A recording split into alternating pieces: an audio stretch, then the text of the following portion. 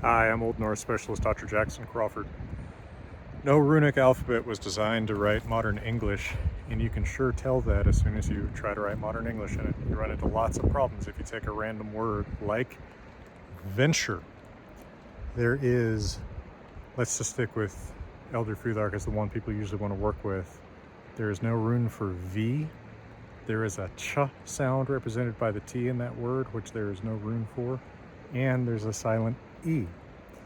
So you have to decide whether, traditionally the question has been, you have to decide whether you're going to make up one-for-one substitutions of rune letters for Roman letters, in which case you have the problem that there are 26 Roman letters for writing English, but 24 runic letters in the Elder Futhark, one of which we don't know the meaning of, and then that winds up meaning that you have 5 letters in the Roman alphabet that you need to figure out what to do with at a minimum.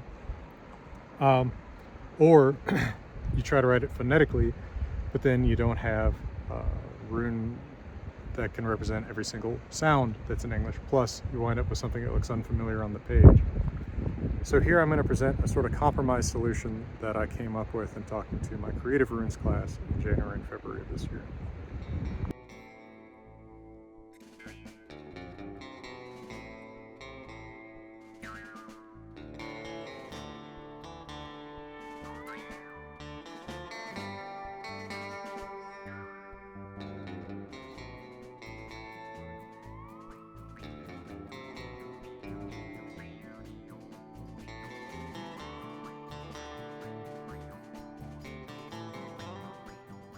So here's my compromise. English speakers are used to reading words spelled certain ways. We're used to those silent E's. They give us information, right? A silent E is still a signal. Think about the difference between cut and cute, right? That silent E is still giving us information. Now we can duplicate the information that it's giving us in the International Phonetic Alphabet, but runes are no closer to the International Phonetic Alphabet than they are to the Roman alphabet, actually. They're a better match for the Roman alphabet. So what I propose is something like a one-for-one substitution of Elder Futhark for Roman letters, but using a tested variance of Elder Futhark letters to do certain things that we need for representing English. So for example, the problem of not having V's as distinct from W's, because the W of Proto-Germanic that's represented by the W rune in Elder Futhark, that becomes a V sound in Old Norse. I propose actually using that for the V of English, and then using the doubled, the version of that where you have the stave and you have the bow on either side of it, which we see, for example, in the Illurup Oldalfines for W. Then you have something like the visual cue of W, right? It's a doubled V, W. And it still looks like runes on the page because, well, you're actually using forms that are found in real runic inscriptions. And you're sticking sort of closer to the distinction English makes between V and W. You're not just trying to make them both one letter. Then I propose for the ch and sh sounds. One thing we can do there, because if we write like KH and SH, that's going to look like KH, SH, rather than CH, SH. I propose using variants of the K and S rune for those. So for example, we can use the classic K rune for the K sound in cut or care or core. And then we can use a Y-like K that we see on a lot of inscriptions, like, for example, the Yeshbari runestone, to stand for Ch. We can follow it with an H2 if we want to, just to make it clear that this is meant to be read as something like English Ch. And then the same thing with Sa versus Sh. I propose you could use the sigma-like S for just regular S, right? Like in swim or set or sorry. But then use the more Roman lightning-like S for the sh sound, right? Like in shiver or sure or shack or whatever, right? In a word like shore, where there's not an H spell, you don't have to write that second H, but you can write the H after, again, that S or that K2. You might even do multi-barred H just to indicate that this is not supposed to be read as like a typical H. It's not supposed to be read as a. Hey folks, we'll be back to your regular presentation in a moment, but for right now, I'm here at Grimfrost World Headquarters Longhouse with Johan Hegg, and I just want to remind you that if you have Viking needs, you have a Viking supplier. Grimfrost really cares about getting things right, and if you need replica, well, anything, right? Shields, helmets, weapons, board games, cool t-shirts, hats, all sorts of accessories like that. You can get them at grimfrost.com together with my books, and they ship just about anywhere in the world. So check them out. It does help support the channel. A couple other things I think you can do. There is a rune that represents what's written as the letter J, but of course it's the letter J in a Scandinavian language or German, right? That's ja, not ja.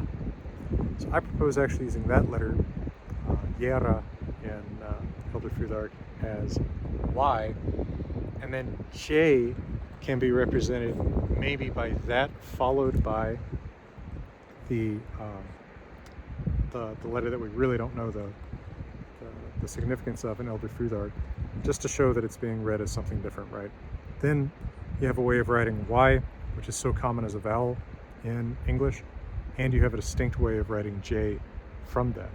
You could even just use the mystery rune as a J. I think that's probably the biggest left out sound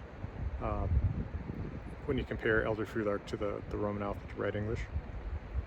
I think you could ignore C, just write C as K or as S, depending, or alternate K depending on what the actual sound is. I think you can ignore Q, you can just write that as KW. I think you can ignore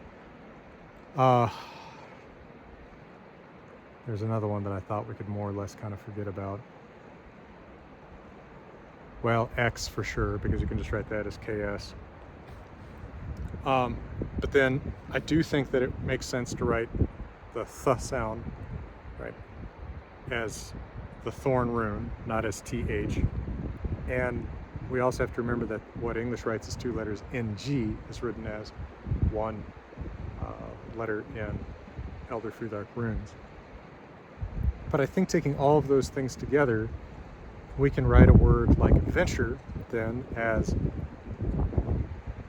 well, oh yeah, one other thing that I had was, what do we do about silent E's? Well, to show that they are not supposed to be pronounced, because we have so many silent E's, but they still do, again, give us sort of cues when we read them, we can use an alternate form of the E letter. And the E rune has both a bowed top form, which is what you usually see in modern reproductions, but there's also a very common flat top form. And I propose using the flat top form for silent E because it signals like, hey, English speaker, this is representing an E that you're used to seeing in the Roman alphabet, but it's not one that you should pronounce. So then you'd write venture as unio equas, now these tiwas, or write it as the special Y-like counter that shows that it's a cha, urus, rhitho, and then the flat top equas to show that that's a silent E. I think that's a reasonably eloquent solution to the problem. And you could even write, like, really you have to do this by hand. I don't think you could type this, right? This, because Unicode rune fonts just have all letters being kind of the same size. But I think another thing you could do if you want to show that a letter is silent, but still signal that it's there for English speakers to read, is you could make it just a little bit smaller on the line, right? Make it either superscript or subscript, or maybe put a line over the top or under it, just to signal like this is there for spelling reasons, not for pronunciation reasons. I think you could make this work, and I think with similar principles you could make Elder Futhark runes work for other modern languages. Another one that I thought about was Spanish, where you also have the problem that what the J rune in Elder Futhark represents is not at all the sound of J in Spanish, right? So, if you're thinking about Spanish, rojo, that's, potentially like R-O-H-O in runes if you're going by sound, but to indicate to a Spanish speaker that is not the H letter that you're used to on the page in the Roman alphabet, you could use a multi-barred H to show that's that J sound. Or again, use the mystery rune to substitute for that. It's interesting how often J's get sort of lumped in as the sort of dumpster letter in so many modern languages that use the Roman alphabet, right? It's all these sounds that are sort of hard to express with the classic letters of the Roman alphabet. It's that English ja, that French ja, that Spanish ja. Anyway, well, I am continuing my rune classes on Zoom in April and May, starting tomorrow as I post this.